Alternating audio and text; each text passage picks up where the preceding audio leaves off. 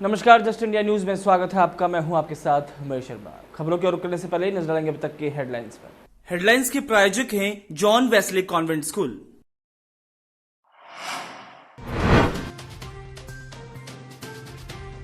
देश में कोरोना के मामलों में अब तक सबसे बड़ा इजाफा, 24 घंटे में 1684 नए केस, 37 लोगों की मौत। हरियाणा में 262 पहुंची पॉजिटिव मरीजों की संख्या।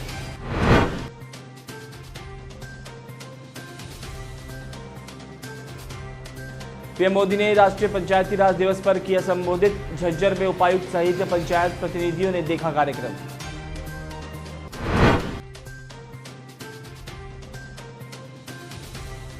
लॉकडाउन की वजह से व्यापारियों की बड़ी मुश्किलें, व्यापारियों ने सरकार से मदद की लगाई गुहार।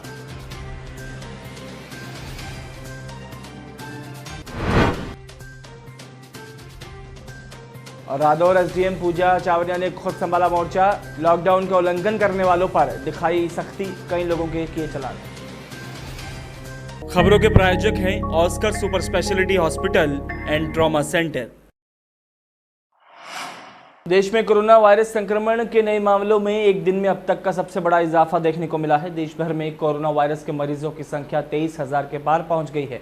पिछले 24 घंटे में कोरोना वायरस के 1684 नए मामले सामने आए हैं, तो वहीं 37 लोगों की मौत हो चुकी है।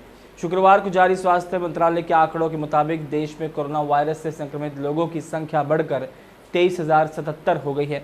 वहीं इस खतरनाक कोविड-19 महामारी से मरने वालों का आंकड़ा 718 तक पहुंच गया है। हरियाणा में कोरोना पॉजिटिव मरीजों की संख्या 262 हो गई है, तो गुरुवार रात से शुक्रवार दोपहर 1 बजे तक 6 नए मरीज सामने आए हैं।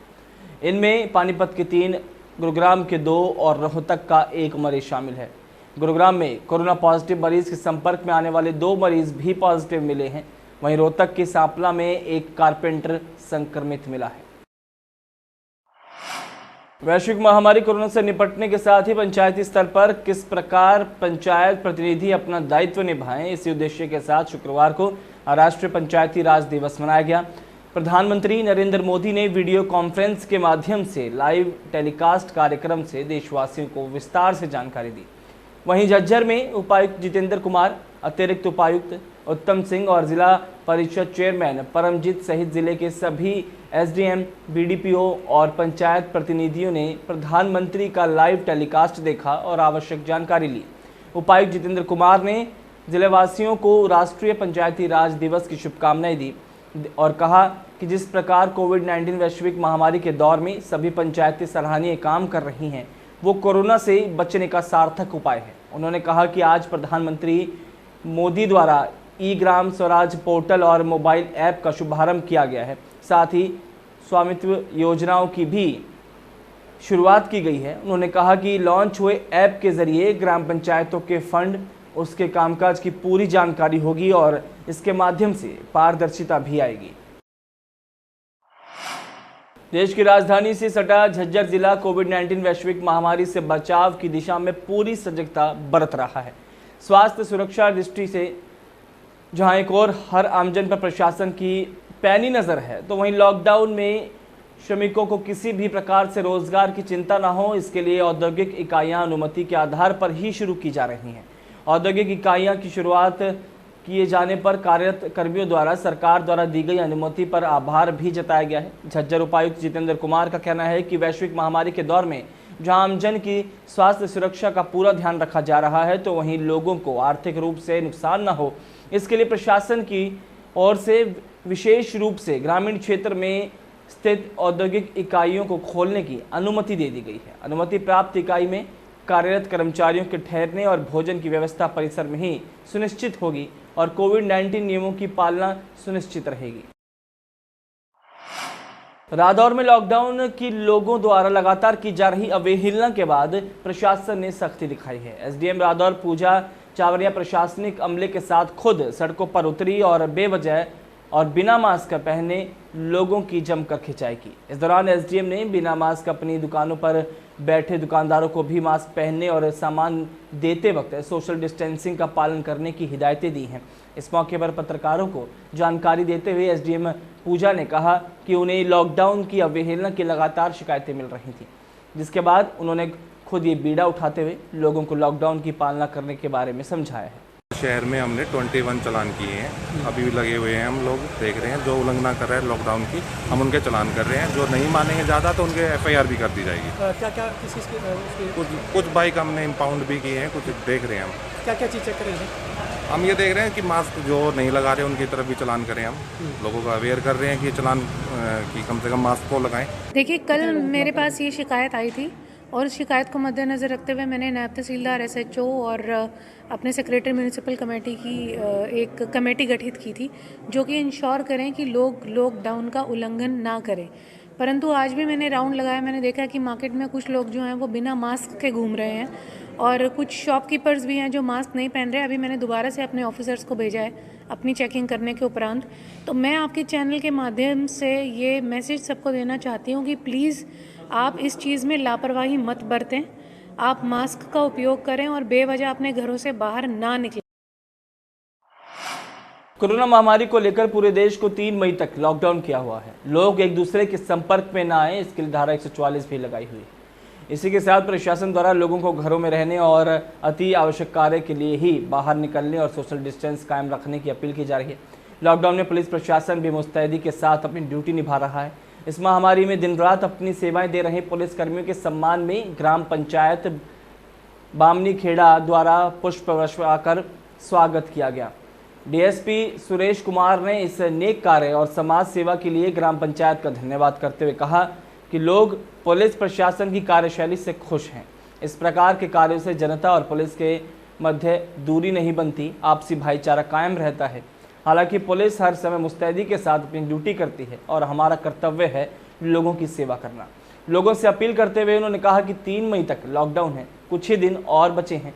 लोग नियमों का पालन करें, अपने घरों में रहें, अति आवश्यक कार्य के लिए ही बाहर निकलें और बाहर निकलते वक्त मुंह पर मास्क लगाकर निकलें। सोशल डिस्टेंस का भी ध्यान रखें। महावीर शर्मा द्वारा गरीब आदमी यहाँ का बाहर के भी रहते हैं तो इनको राशन वितरित किया गया।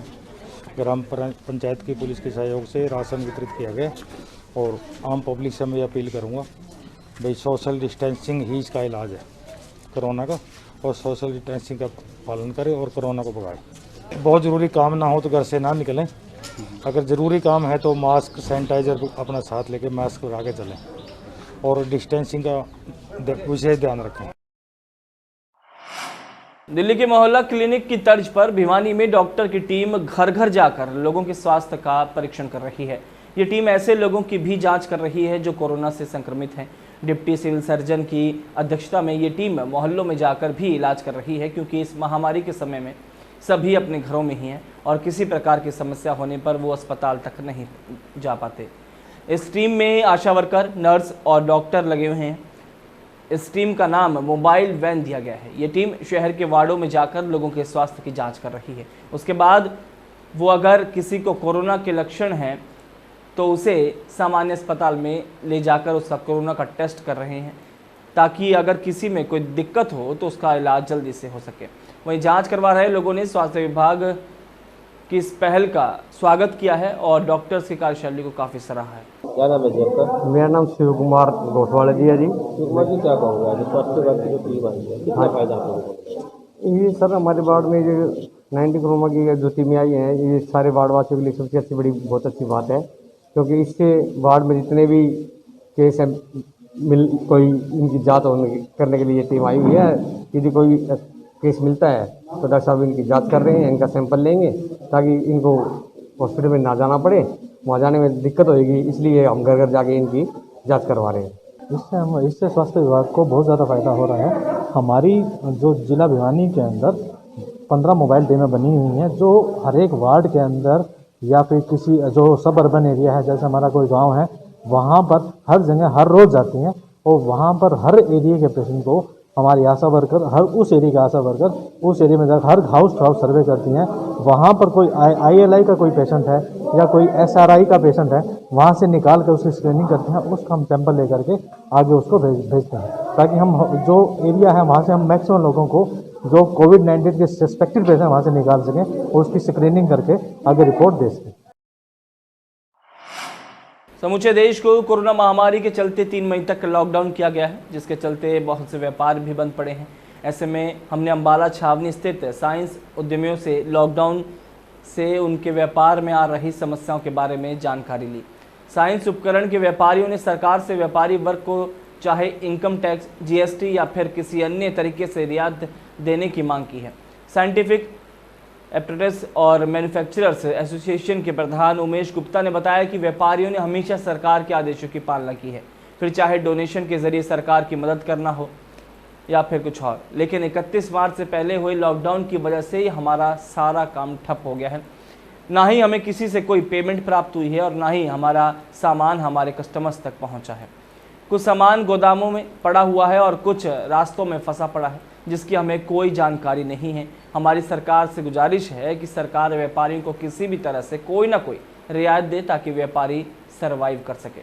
जो लॉकडाउन पीरियड अब चल रहा है, उस लॉकडाउन पीरियड में नुकसान तो हर व्यापारी वर्ग को है, चाहे वो छोटा है, चाहे बड़ा है, चाहे मीडियम है।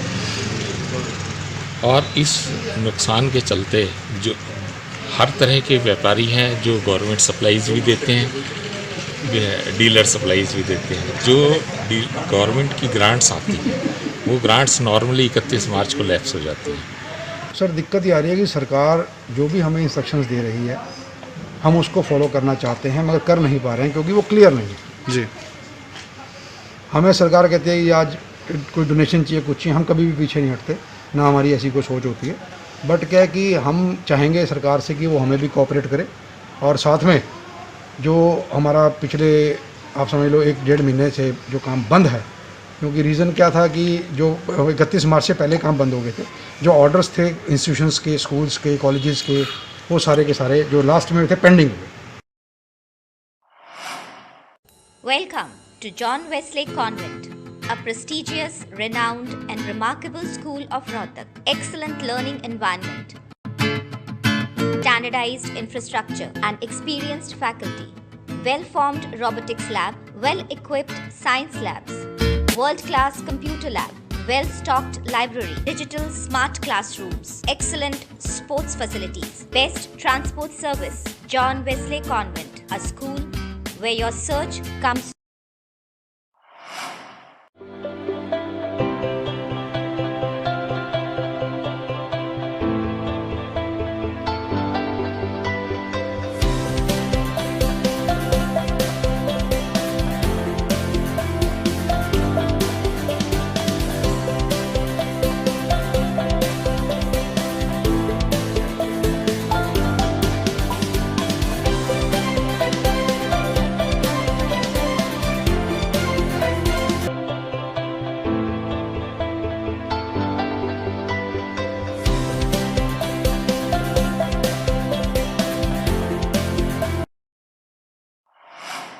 इस बुलेटिन में फिलहाल नहीं, दीजिए इजाज़त, नमस्कार।